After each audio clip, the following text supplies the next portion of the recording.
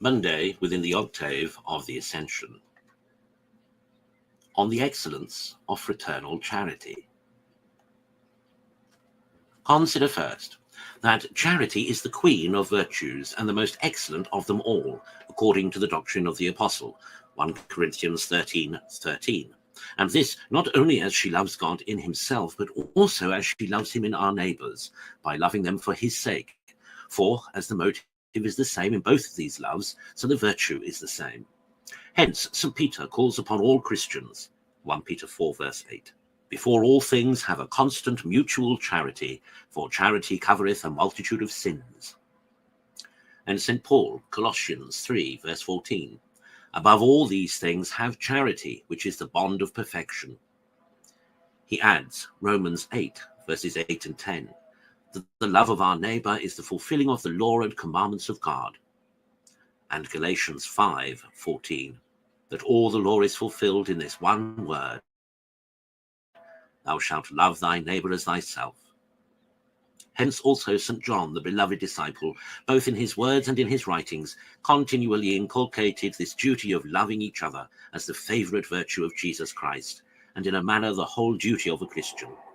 O my soul, let us then embrace with all our affections this amiable virtue, this chief favourite of Christ and his saints. Let us value it as an inestimable treasure, and be ever willing rather to lose anything else than this blessed charity.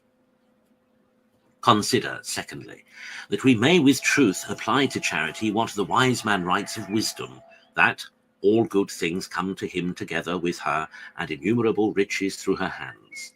Wisdom 7, verse 11. What these riches are that come through the hands of charity, we learn from the Apostle, 1 Corinthians 13:4, etc. Charity is patient, is kind. Charity envieth not, dealeth not perversely, is not puffed up, is not ambitious, seeketh not her own, that is, she is not selfish.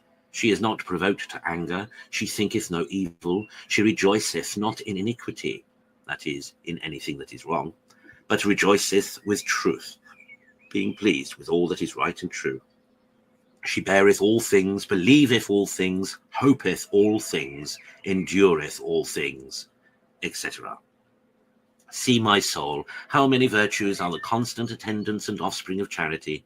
Oh, how amiable is this character of the truly charitable Christian. Oh, how lovely is the parent of all this heavenly train.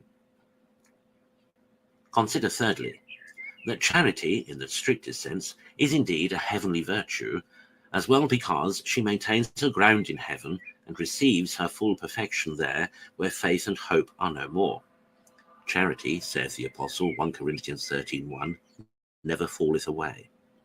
As also because the eternal charity of the saints is no small part of their heavenly happiness. Their love of God is their essential bliss. Their love of one another in God and the joy that they conceive at one another's happiness multiplies, as I may say, their heaven to as manyfold as there are happy spirits and saints in heaven. And no wonder, since charity, even here below, when it is perfect, brings with it unspeakable joy, and in a manner a heaven upon earth, by keeping all the passions under and establishing the reign of peace and joy in the soul. As on the other hand, where there is no charity, the passions are all let loose, hatred, envy, jealousy, revenge, etc. The soul is always in a storm, she is a stranger to peace, she is in confusion and darkness, and the very image of hell, where it is no small part of their misery that they cannot love. Conclude. To aspire as much as thou art able after this heavenly charity. She will teach thee, whilst thou art here upon earth, to emulate the love of the blessed in heaven. She alone will bring thee to their happy company.